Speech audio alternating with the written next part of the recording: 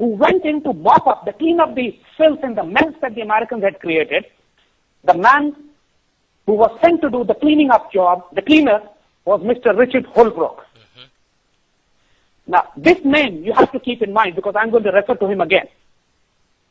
Now, so basically, what happened was that when you want to dismember a huge country, you deploy a fourth generation war on it. And huge countries like even American government, they don't have too many blueprints how to dismember countries. Normally they use the same textbook. The American operations in Southern America against the Contras, almost the same operations were used in Afghanistan as well. Normally even these intelligence operators, agencies use the same textbook they have all over the world in their various operations.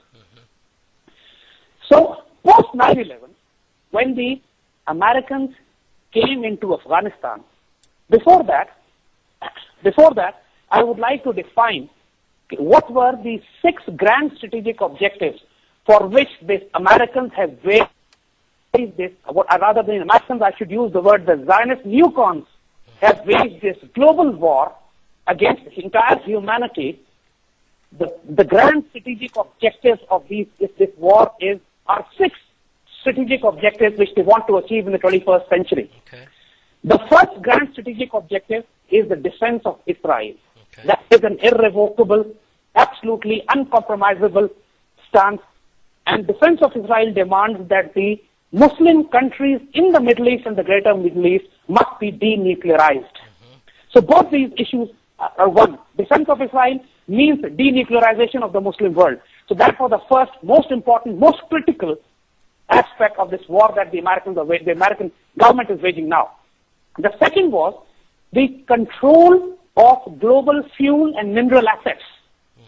That is again, the war is not just for oil. Oil is one of the reasons.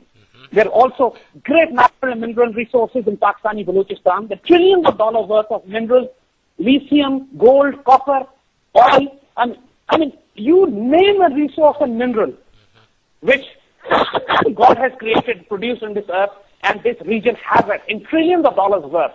So naturally, that was for the 21st century, that was another grand strategic objective.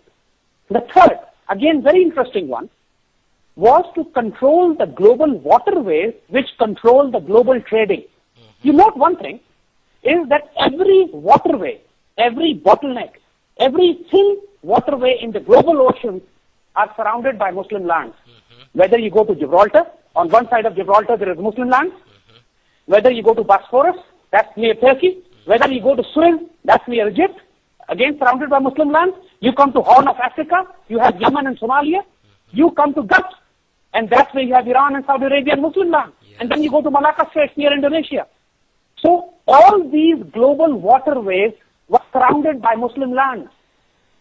So if any of the waterway is choked, for example, if Gibraltar is closed, or Suez is closed, or Horn of Africa is closed, or Suez is closed, or Arabian Gulf is closed, or Malacca Straits are closed, the entire global naval and trading movement would come to a stop.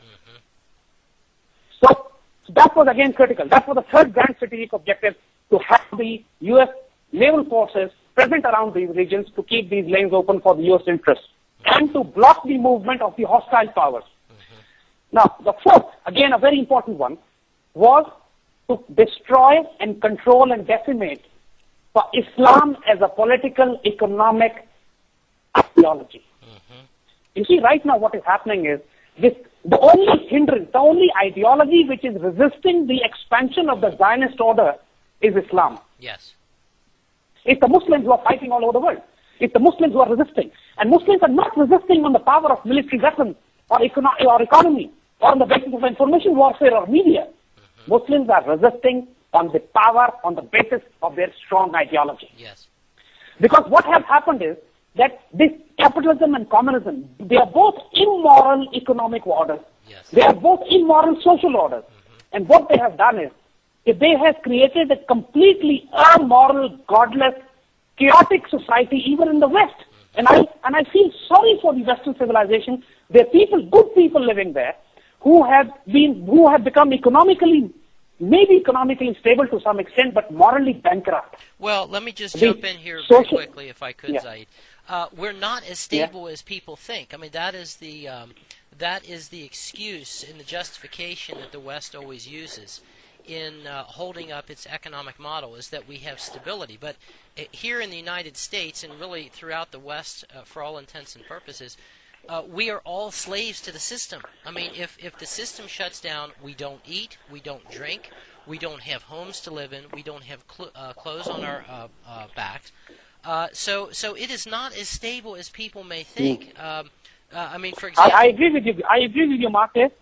I agree with you. But frankly, economics can be recovered and improved. But if the moral decay, if the social and the family life is disintegrated in any society, that society becomes so decadent that then it is disintegrated. Then it is decimated by the laws of nature. The societies sustain on human and moral values, yes, not on the quality of life, and I but can the quality of men. let me just add to what you're saying here, because I can only assume that you have not visited the United States. I can tell you that what you're saying is exactly correct. It is because of because of our economic system, in many respects, that our morals have gone completely down the tubes. The mothers are leaving the home to go out and to make more money to make ends meet, and then they have to stick their children into daycare and other forms of babysitting, which seriously harms the development of that child, particularly when that child is at its earliest developmental stage.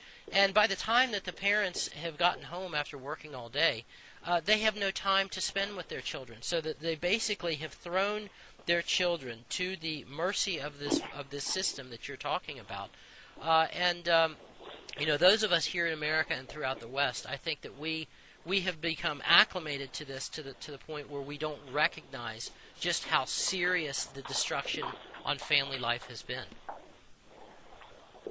And you see, this is the point, because if humanity right now needs any salvation, an ideology which can give them spiritual purification from within, the only uncorrupted, purified ideology left is Islam. Yes. And this is the power of this ideology that the Zionists are scared of, terrified of, because they know if humans start to adapt Islam as a spiritual, moral ideology, because Islam is not just a political, is not just a moral ideology, it's also a political and economic system. Exactly. Islam rejects the interest-based Zionist fiat currency-based economic model. Islam rejects the communist style of political system. Islam rejects atheism. Islam rejects the exploitation of the labor and the poor people and the social class, and exploitation of the women and children, as you just mentioned. Yes. You see? So, and that is why you find the people who have everything in this world in life, who have enjoyed every luxury of it, are now looking for spiritual purification and turning to Islam. I mean, there are so many people. Even the sister-in-law of Tony Blair just recently, you see, converted to Islam. And this is probably the biggest slap on the face of that Zionist, that somebody so close to his family converted. Yeah. You see? And the point is that Islam brings an ideology which is a counter ideology, which is a more powerful ideology to the ideology of Zionism, capitalism, or communism. Yeah. And this is the purest form sent by God still existing. The Quran exists in its original form. So destruction of Islam as an ideology is the most vital, one of the most vital strategic objectives of the U.S. movement within this region. The fifth grand strategic objective is encirclement of Russia, because Russia is again trying to regroup itself. And the sixth grand strategic objective is the encirclement of China. So you see, if the American people, if the analysts, the media anchors, the good people in Western society understand the six grand strategic objectives, you will understand every move that the Americans make in this region. Can I ask you a question here, Zaid? When we talk about the Americans being involved in all of this, would you agree with me that because depending on who you talk to, some will say that America is controlling Israel, and others will say that Israel is controlling America. I would say that this is one of these cases where, generally speaking, Israel has more influence over American foreign policy than the Americans themselves do. However, there are people in the American power structure who have interests in seeing all of this take place as well, irrespective of how it may play out with Israel. Now, for example, you have Brzezinski, who you have referenced quite a bit in your writings. Brzezinski is not one we would consider necessarily a big fan of Zionism. However, he is very concerned about Russia. And so, in this regard, you will see Brzezinski supporting the actions taking place in Pakistan and Afghanistan, this encirclement of Russia that you're talking about. Could you maybe go into a little bit, I hate to take you off track with what you were talking about, but could you go into a little bit of an explanation as to how this very deadly dance between the American power structure and Zionist interest works?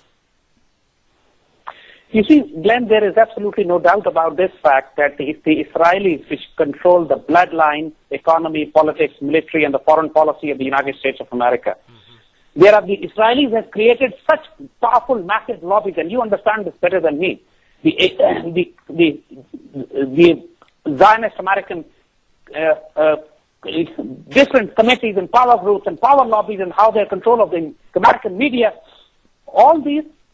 At the same time, these people have created a very useful team of the Americans who are now convinced, whom I would call the useful idiots of the Israelis, who are now convinced that the American muscle and American might and power should be used.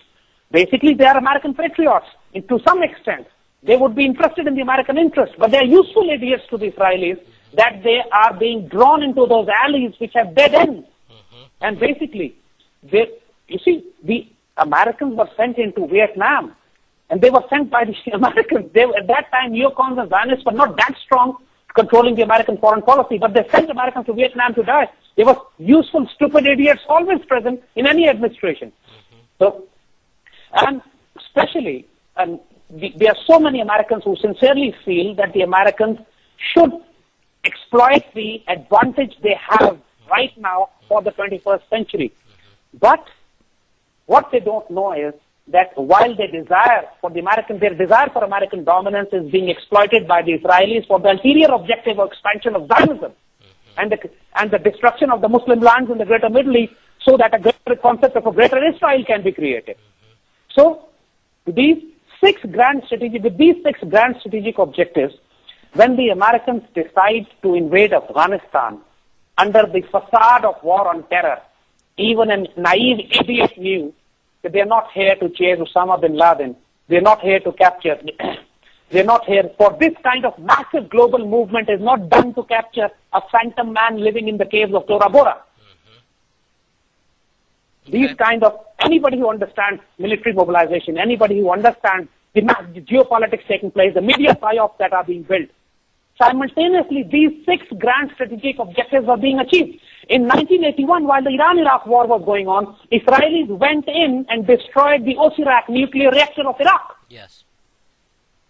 And very few Americans know that in 1984, Israelis and Indians made a joint strike, attempt of a joint strike on the Pakistani nuclear reactor at Kahuta.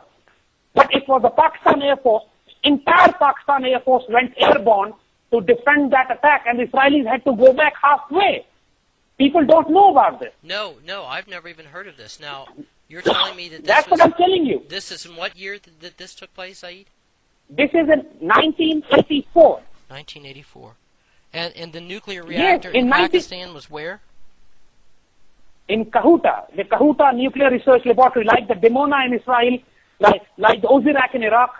The Pakistani nuclear reactor is Kahuta, K-A-H-U-T-A. Okay. And you will, if you Google it, you will find the references of this. Now, so Pakistan knew that from long time ago that Israelis are working on an active covert plan to target and attack Pakistani nuclear program. Wow. Okay. And even in 1998, when Pakistan detonated its nuclear bombs in mountains of Balochistan, there were active reports of a possible attack on Pakistan from Israel, combined attack from India and Israel to prevent Pakistan from detonating the nuclear bomb. So Pakistan is aggressively being targeted by combined Indians and Israelis. You see, Indians, if you remember, are riding the tide of